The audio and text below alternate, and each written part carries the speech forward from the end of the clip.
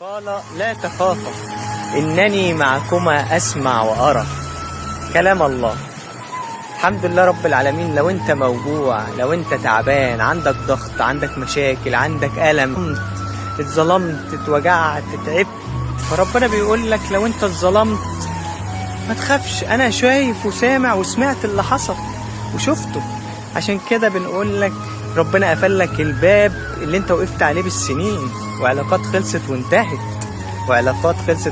قفلهولك ليه؟ عشان ما رضلكش تفضل بالوضع ده، عشان كان سامع وشايف اللي كان بيحصل لك، عشان كان سامع وشايف تدبيرهم عليك. فتأكد ان الخير ما كانش عند البيبان دي، عشان كده ربنا قفلها وفتح لك باب جميل. فبيقول لك ما تخافش، انا معاك، ما تخافش، سامع وشايف. قلقان من ايه بعد كده؟